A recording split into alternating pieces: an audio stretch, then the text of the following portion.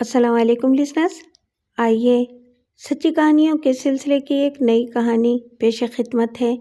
اس کی مصنفہ ہیں رانا فاروقی۔ تو آئیے شروع کرتے ہیں۔ الفت سالوں بعد بہن سے ملنے آئی تھی۔ دونوں دن بھر گود بنی ایک دوسرے سے چپکی رہیں۔ بچپن میں بھی دونوں میں بڑی دوستی رہی تھی۔ شادی کے بعد گھر کے بکھیڑوں نے ایسا جکڑا کہ جذبے مدھم پڑ گئے۔ پہلے بچوں نے لائن لگا دی، پھر ان کی پرورش اور میاں کی ناز برداریوں نے گھر سے باہر نکلنے نہ دیا۔ سلامت کو تو پھر بھی فرصت نہ ملی۔ الفت ہی ضد کر کے سرگودا سے فیروز پور آئی۔ 3-4 دن تو ایک دوسرے کی باتیں کہنے سننے میں گزر گئے۔ سلامت اپنی چھوٹی بہن پر باری صدقے ہوئی جا رہی تھی، چاہتی تھی کہ مدت بعد ملے ہیں تو کم سے کم 2-4 مہینے رہ کر تو جائے، مگر الفت کے یہاں آ کر پتہ چلا کہ اس کا پاؤں بھاری ہے۔ پہلی متلی ہوئی تو وہ چونکی۔ اس کے شوہر بھی سمجھ گئے۔ اب سلامت نے اسے ہزار روکنا چاہا، مگر دونوں میاں بیوی نے جانے کی رٹ لگا لی۔ چھوٹی بہن تھی، مگر اب اس کا حق کہاں تھا کہ زبردستی روک لیتی۔ جانے سے پہلے سلامت کا 3 سالہ معصوم بیٹا محمد خان اپنی خالہ کی ٹانگوں سے لپٹ گیا۔ الفت نے بڑی بہن سے کہا، آپا، اب کہ اگر میری لڑکی ہوئی تو وہ محمد خان کی دلہن ہوگی، یہ بات میں مر جاؤں تب بھی مت بھولنا۔ اس نے بھانجے کو پیار کرتے ہوئے کہا۔ سلامت نے بہن کے منہ پر ہاتھ رکھ دیا، بولی، تو 1000 سال جیے گی، اور دیکھ لیجو محمد خان اور تیری بیٹی کا بیاہ ہونے سے پہلے ہم دونوں مرنے والوں میں سے نہیں ہیں۔ یہ بات ہنسی ہنسی میں کہی گئی تھی، مگر دونوں بہنیں ایک دوسرے سے رخصت ہونے کے المناک احساس میں جکڑی ہوئی تھیں، سنجیدہ ہو گئیں۔ ایک دوسرے سے وعدہ کیا کہ اگر واقعی الفت نے اس دفعہ لڑکی کو جنم دیا تو وہ محمد خان کی منگیتر کہلائے گی۔ بات بڑوں تک بھی پہنچ گئی۔ قبل از وقت کچھ کہنا مردوں کو زیب نہیں دیتا، مگر اسے کیا کہیے کہ انتظار کا ایک ایک دن گرنے کے بعد سلامت کو جب بہن کی خیریت کا خط ملا تو اس میں محمد خان کی دلہن پیدا ہونے کی خوشخبری تھی۔ اسی روز سلامت منگنی کا سامان لے کر سرگودا روانہ ہو گئی۔ رشتہ داروں میں مٹھائی بانٹی گئی۔ سلامت کا یہ اکلوتا بیٹا تھا، جتنے ارمان نکالتی کم تھے۔ یوں تو محمد خان سے بڑی 2 بیٹیاں بھی تھیں اور ایک لڑکا مرحومہ سوکن سے بھی تھا، جسے سلامت نے کبھی دوسری ماں کا احساس نہ ہونے دیا تھا، مگر دونوں بہنوں نے اپنا عہد نبھانے کے لیے کچھ اس طرح دھوم دھام کی جیسے محمد خان سلامت کی واحد اولاد ہو۔ بیٹے کی منگنی کر کے واپس فیروز پور آئی تو اسے دنیا کی عجیب و غریب باتیں سننے کو ملیں۔ لوگ اس کے سوتیلے بیٹے افضل کے کان بھرنے لگے تھے کہ دیکھا، اپنے سگے بیٹے کی ابھی سے منگنی کر ڈالی، اور تم جوان ہو چکے ہو، تمہاری اسے ذرا بھی فکر نہیں۔ سلامت نے ان باتوں کا جواب عملی طور پر دینا مناسب سمجھا۔ مدت سے ایک لڑکی اس کی نظروں میں تھی، اور وہ جانتی تھی کہ افضل بھی اس گھر کے لوگوں میں بچپن سے کھلا ملا ہے۔ وہ پیغام لے کر گئی۔ بیٹے کے دل کی خبر تھی۔ رشتہ پکا ہونے پر افضل کے دل کا غبار دھل گیا۔ وہ اپنی ماں کے گلے سے لپٹ کر خوشی سے رونے لگا۔ بولا، ماں، مجھ سے دنیا کیا کیا کہتی تھی، مگر تو سچ مچ فرشتہ ہے۔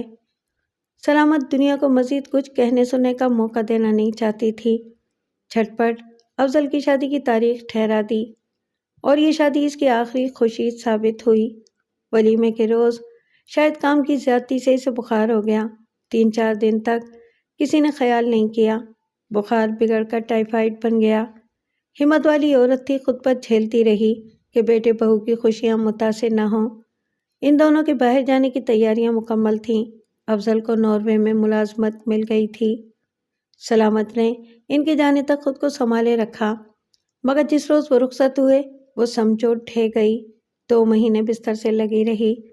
مرض پیچیدہ ہو گیا تھا، ڈاکٹر سمجھ نہ سکے، اور وہ اپنے خالق حقیقی سے جا ملی۔ محمد خان کے باپ نے اس صدمے کو اپنی روح میں اتار لیا۔ سلامت کے حسن سلوک نے اپنے پرائے سبھی کے دل جیتے ہوئے تھے۔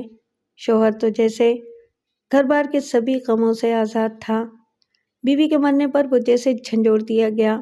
راتوں کو اٹھ اٹھ کر ٹہلتا، اکثر صبح اس کی آنکھیں سرخ ہوتیں۔ بظاہر اپنے تینوں بچوں پر وہ اپنا غم ظاہر نہ ہونے دیتا، مگر وہ سمجھ گیا تھا کہ بیوی کی جدائی اسے لے بیٹھے گی۔ اپنے بڑے بیٹے افضل کو سارے حالات لکھ دیے۔ لکھا، بیٹی شاید میں زیادہ دن جی نہ سکوں، تو میرے بعد ثریا، صفیہ اور محمد خان کو اپنے پاس بلا لینا، ہو سکے تو جلدی آ کر ان تینوں کو لے جاؤ۔ افضل نے باپ کو تسلی بھرا خط لکھا کہ آپ اتنے دل گرفتار نہ ہوں، صفیہ، ثریا اور محمد خان کی قطعی فکر مت کریں، میں جلد آپ لوگوں سے ملنے آؤں گا۔ 1.5 سال تک اس کے آنے کا یہ رہا کہ آج آیا کل آیا، چھٹی اتنی جلدی کسے ملتی ہے۔ جب باپ کی موت کا ٹیلی گرام پہنچا تب پچھتایا، جیسے تیسے چھٹی لے کر گھر آیا، باپ کی آخری رسوم پوری کی اور تینوں بہن بھائیوں کو لے کر ناروے آ گیا۔ اس طرح وہ بھرا پورا گلشن صحرا میں تبدیل ہو گیا۔ اگر بھائی کا سہارا نہ ملتا تو جانے ان معصوم بچوں پر کیا گزرتی۔ محمد خان سب سے چھوٹا تھا، بہت حساس۔ والدین کی دائمی جدائی نے اسے بری طرح کچل دیا۔ وہ تو اچھا ہوا کہ بھابھی اچھی ملی جو ہر وقت اس کی دلجوئی کرتی، مبادہ یہ اپنا ذہنی توازن نہ کھو بیٹھے۔ 3-4 سالوں میں وہ خاصا نارمل ہو گیا۔ بھابھی کے اپنے کوئی اولاد نہ ہو سکی تھی، شاید اسی لیے اس کی محبت میں کبھی کمی نہ ہوئی۔ وہ ایک شفیق ماں کی طرح تینوں کا خیال رکھتی۔ چوتھے برس اچانک ہی وہ فرم ٹوٹ گئی جس میں افضل ملازم تھا۔ پردیس میں رہتے رہتے افضل بھی اکتا چکا تھا، روپیہ لے کر ہندوستان چلا آیا۔ فیروز پور میں جینا لگا، لاہور سکونت اختیار کی، یہیں دونوں چھوٹی بہنوں کی شادیاں بھی کیں۔ محمد خان اسکول میں داخل تھا، اس کی خالہ بھی لاہور آ گئی تھی۔ محمد خان کا وہاں اب روز روز جانا ہونے لگا۔ اس کی ننھی منگیتر جمیلہ 9-10 برس کی ہو چکی تھی۔ دونوں کو ہی اس بات کا علم تھا کہ وہ بڑے ہو کر ایک دوسرے کے جیون ساتھی بنیں گے۔ ایسے میں ان کا ایک دوسرے کو چاہنا ایک فطری بات تھی۔ محمد خان چاہتا تھا جمیلہ خاندان کی دوسری لڑکیوں کے برعکس پڑھے لکھے۔ اپنی خالہ سے ضد کر کے وہ اس کے لیے باقاعدہ تختی لایا۔ اسکول سے آتا تو جمیلہ کو پڑھانے بٹھا لیتا، خود گھنٹوں اس کے ساتھ مغز پچی کرتا۔ رفتہ رفتہ اس کا شوق بھی بیدار ہو گیا، دونوں گھنٹوں سر جوڑے حساب کے سوال حل کیا کرتے۔ جمیلہ کی ماں ان دونوں کو یکجا دیکھ کر آبدیدہ ہو جاتی کہ آج کے دن اگر آپا ہوتیں تو ان دونوں کو دیکھ کر کتنا خوش ہوتیں۔ محمد خان بہنوں کی شادی کے بعد گھر میں بڑی تنہائی محسوس کرنے لگا تھا۔ افضل خان بیوی سے اکھڑا اکھڑا رہنے لگا کیونکہ اسے اس کی گود ہری نہ ہونے کا دکھ تھا۔ بیچاری عورت نے اپنے سے لاکھ جتن کیے، بچہ نہ ہوا۔ افضل کی بد مزاجی بڑھی، گھر میں جھگڑے ہونے لگے، گھٹن بڑھنے لگی۔ محمد خان کے لیے وہ بھی خالہ کا گھر ایسے میں ایک پناہ گاہ ثابت ہوا۔ وہ اسکول سے آ کر سیدھا یہیں آ جاتا، اس کے آنے تک بے چین رہتی۔ اس کے حلق سے اس وقت تک کوئی چیز نہ اترتی جب تک کہ وہ پہلے محمد خان کو نہ کھلا دے۔ کسی بے لوث اور معصوم چاہت تھی ان دونوں کی۔ وقت نے کروٹ لی، افضل خان نے اپنی بیوی کو طلاق دے کر دوسری شادی کر لی۔ محمد خان اس وقت میٹرک میں تھا۔ نئی بھابھی کے آنے سے گھر کا نظام درہم برہم ہو گیا، اور اس کے ساتھ جو دوسرا حادثہ ہوا وہ اس کی خالہ کا بدلتا ہوا رویہ تھا۔ اس کی وجہ یہ سمجھ لو کہ کوئٹہ میں زلزلہ آنے سے ان کا پریس تباہ ہو گیا۔ چھوٹی موٹی املاک کوئٹہ ہی میں بنا رکھی تھی۔ اس خوفناک زلزلے نے سبھی کچھ نگل لیا، کاروبار تباہ ہوا، جائیداد کا نام و نشان نہ رہا۔ جمیلہ کے ابو معجزاتی طور پر بال بال بچ گئے۔ خالی ہاتھ جب گھر لوٹے تو الفت کے سوچنے کا انداز ہی یکسر بدل گیا۔ پہلے وہ محمد خان پر جان چھڑکتی تھی، مگر اب وہ جمیلہ کو بار بار احساس دلانے لگی کہ وہ بچی نہیں رہی۔ محمد خان کے ساتھ اس طرح کھلنا ملنا اچھا نہیں۔ جمیلہ یہ سمجھتی رہی کہ شاید اس کی ماں کا ارادہ جلدی بیاہ کرنے کا ہے، سو وہ خود ہی محمد خان سے چھپنے لگی، جبکہ حقیقت حال کچھ اور تھی۔ الفت جمیلہ کو جلد از جلد کسی کھاتے پیتے گھرانے میں بیاہنے کا سوچ رہی تھی۔ پہلے اس کے اپنے پاس روپیہ پیسہ تھا، تب محمد خان جیسے لاوارث بھانجے کو داماد بنا لینے میں زیادہ مشکلات درپیش نہ ہوتیں۔ اب جبکہ وہ خود غریب ہو گئے تھے، وہ نہیں چاہتی تھی کہ داماد بھی ایسا ملے جس کے مستقبل کا ہے نہ اس کچھ پتہ نہیں۔ رشتہ دار الفت کے تیور بھانپ گئے۔ محمد خان کی بڑی بہن ثریا خالہ کے پاس اپنے بھائی کی خوشیوں کی بھیک مانگنے گئی، مگر خالی ہاتھ لوٹا دی گئی، اور اس سے پہلے کہ یہ بات کوئی طوفان کھڑا کرتی، الفت نے جھٹ پٹ جمیلہ کا بیاہ ایک ٹھیکیدار سے کر دیا۔ محمد خان کو تو جیسے سکتہ ہو گیا۔ جمیلہ کی اپنی حالت اس سے بدتر تھی، مگر وہ عورت تھی، دل کے زخم چھپا لیے۔ محمد خان بچوں کی طرح پلک پلک کر رویا۔ ان کے گھر اور خاندان کے بہت سے لوگ جمیلہ کے بیاہ میں احتجاجاً شریک نہیں ہوئے، مگر اس سے کیا فرق پڑا؟ جمیلہ غیروں کی ہو گئی۔ محمد خان کے لیے اب خوشیوں کے سبھی دروازے بند ہو چکے تھے۔ بھائی کے گھر نئی بیوی آنے سے پہلے ہی سکون غارت ہو چکا تھا۔ خالہ نے اس کے بچپن کے خوابوں میں آگ لگا دی تھی۔ وہ چپکے سے اپنے چند دوستوں کے ساتھ پنڈی چلا گیا۔ رسمی طور پر بھائی سے اجازت لے لی، مگر دل میں ٹھان لی تھی کہ اب اس بے وفا کے شہر واپس لوٹ کر نہ جاؤں گا۔ ریلوے میں بھرتی کھلی ہوئی تھی، اپنا نام دے دیا، قسمت سے فوراً جگہ مل گئی۔ گھر اپنی ملازمت کی خبر بھجوا دی۔ کون تھا اب جسے ملنے جاتا؟ 1.5 سال وہیں رہا۔ 1942 میں فوج کی طرف سے بھرتی کے پوسٹر لگائے گئے۔ محمد خان کے دل کی آگ ابھی تک بھڑک رہی تھی۔ چاہتا تھا کہ کوئی گولی اس کے سینے میں اتر کر ہمیشہ کے لیے ٹھنڈک بخش دے۔ اس سے بہتر اور کوئی موقع نہ تھا کہ اپنے پرائے سبھی سے دور جا کر خود کو موت کے حوالے کر دے۔ بھرتی میں اپنا نام لکھوا دیا۔ اس کے ساتھ 4 گہرے دوست اور بھی تھے۔ جالندھر کیمپ میں ٹریننگ ہوئی، وہاں سے بولٹن ٹریننگ اسکول لاہور بھیج دیا۔ کورس ختم ہونے پر اس کے چاروں دوستوں کو بچھڑنا تھا۔ سب ایک جگہ اکٹھے ہوئے، آپس میں عہد کیا کہ جو خواہش ہم ایک دوسرے سے کریں گے وہ پوری ضرور کی جائے گی۔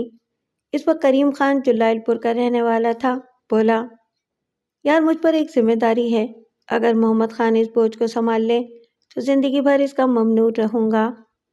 محمد خان 11 کا یار تھا، وعدہ کر بیٹھا۔ کریم خان نے بتایا کہ میرا باپ مر چکا ہے، بوڑھی ماں اور 2 جوان بہنوں کے سوا میرا کوئی نہیں۔ بڑی بہن کی شادی کر چکا ہوں، چھوٹی ابھی کنواری ہے۔ اگر تو راضی ہو جائے تو میرا سب سے بڑا بوجھ اتر جائے گا۔ ان چاروں میں محمد خان ہی کنوارا تھا۔ دوستوں کا اصرار شدید تھا، اور پھر اس کی بڑی بہن ثریا آنسوؤں بھرا چہرہ لے کر سامنے آ گئی۔ اپنی خاطر نہ سہی، ہماری خوشیوں کے لیے تم اپنا گھر بسا لو۔ محمد خان اتنے سارے دلوں کو کیسے توڑ سکتا تھا؟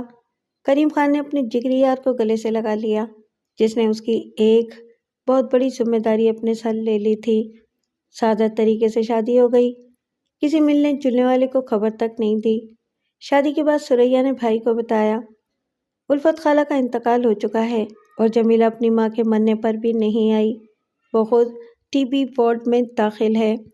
محمد خان نے اپنے زخموں کے ٹانکے ادھڑتے ہوئے محسوس کیے۔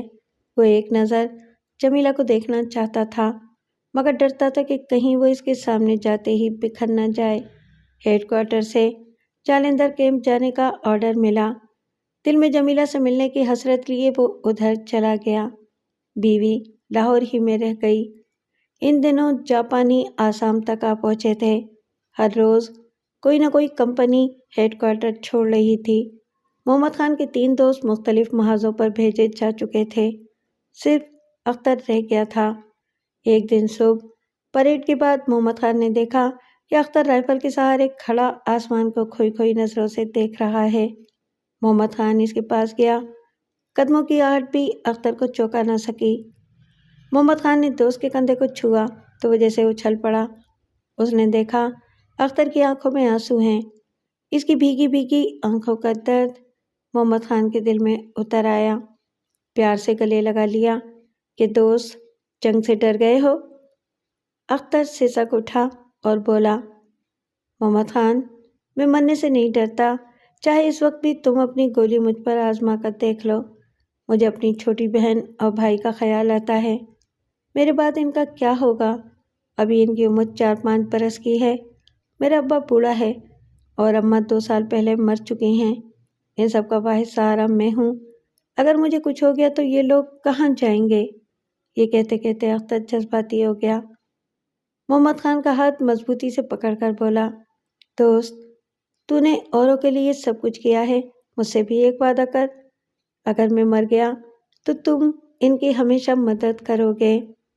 محمد خان نے اپنے پگلے دوست کو گلے لگا لیا۔ قسم کھائی کہ خدا نہ کرے اگر ایسا ہو گیا تو وہ تینوں میرے ساتھ رہیں گے اور میں انہیں تم سے بڑھ کر چاہوں گا۔ اختر کو جیسے قرار آ گیا۔ دونوں دوستوں نے مضبوطی سے ایک دوسرے کے ہاتھ تھام لیے اور دیر تک کچھ کہے سنے بغیر ایک ٹک دیکھتے رہے۔ یہ وعدہ اختر سے کوئی نادیدہ قوت کر رہی تھی، کیونکہ دوسرے روز محمد خان سے وہ کوسوں دور بھیج دیا گیا۔ 5-6 ماہ تک اس کے خط محمد خان کے پاس آتے رہے۔ پھر ایک دن اسے پونا ملٹری اسپتال سے ٹیلی گرام ملا کہ اختر دنیا سے منہ موڑ گیا ہے۔ دوست کی دردناک موت پر محمد خان بچوں کی طرح پھوٹ پھوٹ کر رویا۔ اس کے کانوں میں اختر کی سرگوشیاں اب تک زندہ تھیں۔ محمد خان، تم مجھ سے وعدہ کرو کہ میرے بہن بھائی اور بوڑھے باپ کی کفالت کرو گے۔ محمد خان سر جھٹک کر اٹھ بیٹھا۔ اسی وقت کمپنی کمانڈر سے جا کر ملا۔ مجھے 2 روز کی رخصت عنایت کر دی جائے تاکہ میں اپنے مرحوم دوست کی آخری وصیت پوری کر سکوں۔ کمانڈر نے چھٹی دینے سے انکار کر دیا۔ آگے کچھ کہنا فوجی اصولوں کے خلاف تھا، مگر محمد خان کو انسانیت کے اصول زیادہ پیارے تھے۔ راتوں رات بھاگ کھڑا ہوا۔ باریک کمانڈر سے کہہ دیا کہ آپ بعد میں مجھے گولی مار دیں، مگر میں اپنے دوست کی روح سے شرمندہ نہیں ہونا چاہتا۔ کیمپ سے نکل کر سیدھا اختر کے گاؤں پہنچا۔ وہاں سے اس کے دونوں بہن بھائی اور بوڑھے باپ کو ساتھ لے کر لاہور اپنے گھر آیا۔ بیوی غیر متوقع طور پر محمد خان کو دیکھ کر پریشان ہو گئی۔ کہنے لگی، آج صبح فوجی آپ کو پوچھنے آئے تھے۔ محمد خان سمجھ گیا کہ صبح پریڈ ہوئی ہے، اسے بھگوڑا قرار دے دیا گیا ہوگا۔ ان تینوں کو بیوی کے سپرد کیا اور بولا، اگر زندہ چھوڑ دیا گیا تو آ جاؤں گا، ورنہ تمہیں بھی خدا کے حوالے کیا۔ ان دونوں کو اپنے بچے اور اس بزرگ کو اپنا باپ سمجھ کر خدمت کرنا، ورنہ قیامت کے روز میں تم سے جواب طلب کروں گا۔ بیوی رونے لگی۔ محمد خان وقت ضائع کیے بغیر الٹا قدموں ہیڈ کوارٹر پہنچا۔ وہاں کوارٹر گارڈ میں اسے بند کر دیا گیا اور اس کا جنرل کورٹ مارشل ہوا، مگر بعد میں سمری کورٹ مارشل کر دیا گیا۔ سرسری سماعت کے بعد اسے ڈسچارج کر دیا گیا۔ گھر پہنچا۔ ملازمت کے بھی دروازے بند کر دیے گئے تھے۔ فیروز پور میں پرائیویٹ کمپنی میں ملازمت کر لی۔ کچھ دن گزرے تھے کہ لاہور سے افضل کی موت کی اطلاع ملی۔ بھائی کے جنازے کو کندھا دینے آیا تھا کہ بہن نے چپکے سے بتایا، جمیلہ ٹی بی کے آخری دور میں داخل ہو چکی ہے۔ اب وہ اپنے آپ پر قابو نہ رکھ سکا۔ دنیا کی پرواہ کیے بغیر وہ جمیلہ کو دیکھنے اس کے گھر پہنچا۔ جمیلہ اب کہاں تھی؟ وہ تو ہڈیوں کا ایک پنجر تھا جس کی آنکھیں اب بھی کسی کے آنے کی امید لیے ٹمٹما رہی تھیں۔ 14 برس پہلے کی جمیلہ وقت کے ساتھ دفن ہو چکی تھی۔ یہاں اب صرف ٹھیکیدار کی بیوی بچی تھی، جس کی جان اپنے بچوں اور اپنے محبوب کے آنے کی آرزو میں اٹکی ہوئی تھی۔ محمد خان نے جو ہی اس کے سر پر ہاتھ رکھا، اس نے آنکھیں کھول دیں۔ صدیوں کے شکوے ان کی آنکھوں میں سما گئے۔ دیر تک بت بنے یوں ہی ایک دوسرے کو دیکھتے رہے، اور شاید یہی جمیلہ کا واحد علاج تھا جو اس کے فراخ دل شوہر نے قبول کر لیا۔ اسے جمیلہ اور محمد خان کے بارے میں سب کچھ پتا تھا۔ تبھی اس نے اپنے بڑے بیٹے سے کہا، اپنے ماموں سے کہو کہ ہماری امی واپس کر دیں۔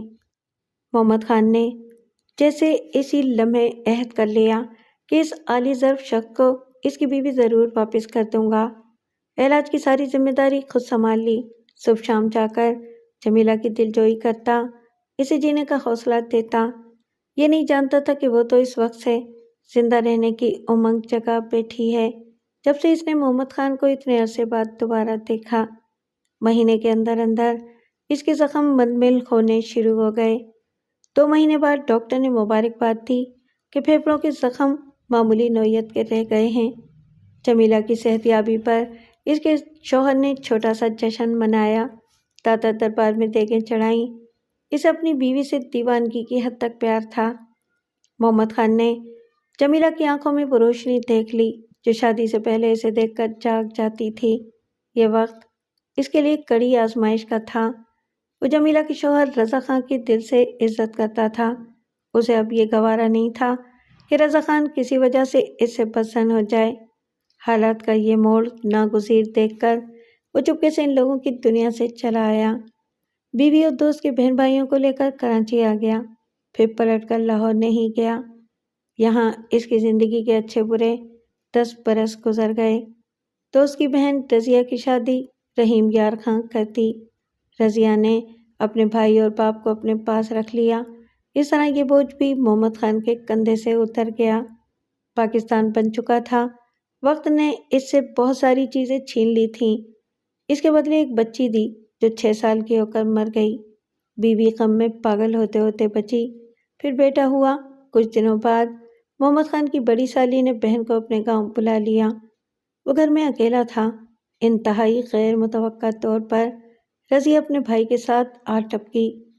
3-4 سالوں سے وہ انہیں بالکل بھول گیا تھا۔ اچانک اپنے سامنے دیکھ کر نادم ہو گیا کہ دوست کی روبی کیا کہتی ہوگی کہ اچھے بھائی بنے تھے، پلٹ کر بہن کی خبر تک نہ لی۔ رضیہ کو پیار کیا، اس کے دونوں بچوں کو گلے سے لگا لیا۔ اصغر، رضیہ کا چھوٹا بھائی بھی 18-19 برس کا ہو چکا تھا۔ وہ ذرا جھیپا پرے کھڑا رہا۔ رضیہ نے بتایا، ابو کا انتقال ہو چکا ہے۔ میرے سسرال والوں نے میرا جینا دوبھر کر دیا ہے۔ بے سہارا دیکھ کر مجھے مارتے ہیں۔ پرسوں جھگڑا ہو گیا، انہوں نے مار پیٹ کر مجھے گھر سے نکال دیا۔ اب میں اصغر اور اپنے دونوں بچے لے کر آپ کے پاس پناہ کے لیے آئی ہوں۔ محمد خان پشیمانی محسوس کر رہا تھا کہ وہ اب تک اس کے حالات سے کیوں بے خبر رہا۔ محبت سے گھر کی چابیاں اس کے سپرد کیں اور بولا، تیری بھابھی گاؤں گئی ہوئی ہے، اس کے آنے تک سب کچھ تیرے حوالے۔ وہ آ جائے گی تب تجھے لے کر میں تیرے سسرال جاؤں گا تاکہ انہیں پتہ چلے کہ تو لاوارث نہیں تھی۔ اگر وہ فیصلہ دینا منظور کریں تو میرے گھر روٹیوں کا کال نہیں پڑا۔ رضیہ اپنے منہ بولے بھائی کے قدموں سے لپٹ کر رو پڑی۔ 2 دن ہنسی خوشی گزر گئے۔ رمضان کا مہینہ تھا۔ محمد خان چاہتا تھا کہ اس کی بیوی عید سے 2 دن پہلے آ جائے۔ ابھی عید میں 10 روز باقی تھے۔ پہلے روزے رکھنے میں اسے دقت ہو رہی تھی، مگر اب رضیہ سحری پر اڑ جاتی تھی اور وہ آرام سے نفل وغیرہ پڑھ کر سحری کھاتا، پھر بے فکر ہو کر مسجد میں نماز پڑھنے چلا جاتا۔ روزے دونوں بہن بھائی بھی رکھ رہے تھے، مگر اصغر نماز کا چور تھا۔ بعض دفعہ دونوں بہن بھائیوں میں جھگڑا بھی ہو جاتا۔ ایک صبح سحری کے وقت وہ دونوں بہن بھائی لڑ پڑے۔ محمد خان اس وقت سجدے میں تھا کہ اس نے رضیہ کی چیخ سنی۔ جھگڑے تو وہ اکثر کرتے تھے، مگر رضیہ اتنے بھیانک انداز سے کبھی چیخی نہ تھی۔ نفل ادھورے چھوڑ کر محمد خان کمرے میں بھاگا۔ رضیہ بھائی کی چارپائی پر اوندھی پڑی تھی۔ اصغر اس کے پاس کھڑا پوری طرح کانپ رہا تھا، شاید رونا چاہ رہا تھا مگر احساسات گنگ ہونے کی وجہ سے سکتا ہو گیا تھا۔ محمد خان نے جلدی سے رضیہ کو سیدھا کیا۔ سبزی کاٹنے والی چھری اس کے دل میں بے بس تھی۔ رضیہ کا کرب میں ڈوبا ہوا غرق آلود چہرہ ایک ٹک بھائی کو دیکھ رہا تھا۔ شاید اصغر غصے کی اضطراری کیفیت میں بہن کے ہاتھ سے سبزی کاٹنے کی چھری چھین کر اس پر حملہ کر بیٹھا تھا۔ یہ ایک اتفاقی حادثہ سمجھ لو، ورنہ اصغر بہن کو جان سے زیادہ چاہتا تھا۔ دونوں بہن بھائی ایک دوسرے کو دیکھ دیکھ کر جیتے تھے۔ موت کی دہلیز پر کھڑی بہن کی محبت اب بھی زندہ تھی۔ ایک نظر بھائی کو دیکھا، پھر محمد خان کی طرف ہاتھ بڑھایا۔ اصغر تڑپ کر آگے بڑھا اور بہن کا ہاتھ تھام لیا۔ رضیہ کی دم توڑتی آنکھوں میں اب بھی محبت کے چشمے ابل رہے تھے۔ بھائی کے ہاتھ کو آنکھوں سے لگا کر گہرا سانس لیا، اٹک اٹک کر بولی، بھیا میں نے اصغر کو معاف کر دیا، آپ بھی اسے معاف کر دیں۔ محمد خان چپ تھا، کیا کہتا، جبکہ حالات نے پھر اسے ایک عجیب موڑ پر کھڑا کر دیا تھا۔ رضیہ نے محمد خان کا ہاتھ پکڑ لیا، آنسو بھری آنکھوں سے اسے دیکھا اور بولی، بھیا، اب تک تم نے اختر بھائی کے عہد کو نبھایا، آج میں تمہیں اپنا عہد دینے جا رہی ہوں۔ یہ بہن کا عہد ہے، نبھانا ہوگا۔ اصغر کو آنچ نہ آئے ورنہ میری روح بے چین رہے گی۔ دنیا سے رخصت ہوتی روح کو مایوس کرنا کتنا کٹھن کام تھا۔ محمد خان نے قسم اٹھا لی کہ اصغر کا بال بیکا نہ ہوگا۔ رضیہ نے اس کی گود میں ہی دم توڑ دیا۔ جن ہاتھوں میں وہ پلی پڑی تھی، جن ہاتھوں نے اسے ڈولی چڑھایا تھا، انہی ہاتھوں سے محمد خان نے اس کی مردہ کھلی آنکھوں کو بند کر دیا، اور جب اسے کھائی ہوئی قسم نبھانے کا وقت آیا تو اسے پتہ چلا کہ یہ کتنا مشکل کام ہے۔ اس بار کتنا مہنگا سودا کیا تھا محمد خان نے۔ وہ ہمیشہ اپنے کیے گئے وعدوں پر اپنی خوشیاں لٹاتا آیا تھا، مگر اس دفعہ تو اس سے اس کی پوری زندگی ہی مانگی گئی تھی۔ مگر محمد خان نے یہ آخری عہد بھی پورا کر دیا، قتل کا الزام اپنے سر لے لیا۔ دنیا نے کیا کچھ نہیں کہا، پریس نے کتنا کیچڑ نہ اچھالا، رشتہ داروں نے طوفان کھڑا کر دیا، مگر وہ چپ رہا۔ خود کو قاتل ٹھہرانے کی اسے کیا کیا قیمت دینا پڑی، یہ بڑی طویل فہرست تھی۔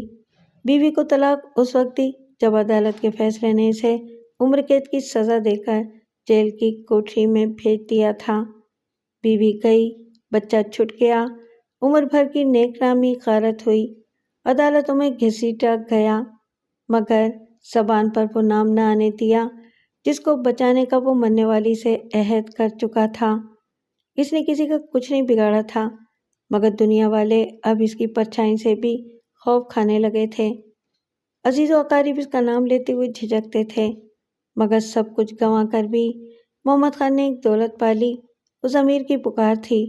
اس کی پوری زندگی دوسروں سے کیے گئے عہدوں کو نبھاتے نبھاتے گزری، اور آج یہ طویل قامت 60 سالہ بوڑھا جیل کی سلاخوں کے پیچھے اپنی زندگی کے دن پورے کر رہا ہے، کبھی گھبرا کر جیل کی ٹھنڈی سلاخوں پر سر رکھ کر اپنے ماضی میں خود کو ڈھونڈتا ہے، سوچتا ہے جانے جو اس نے کیا اچھا کیا یا نہیں۔ پھر جیسے دل میں روشنی سی جاگ اٹھتی ہے، کوئی دھیرے سے اس کے کانوں میں سرگوشیاں کرتا ہے، محمد خان تم عظیم ہو، اور ہر عظیم شخص کو مصائب کی سولی پر کھڑے رہنا پڑتا ہے، تم مر کر امر ہو جاؤ گے۔ پھر وہ معصوم بچے کی طرح سلاخوں پر یوں ہی سر رکھے رکھے سو جاتا ہے۔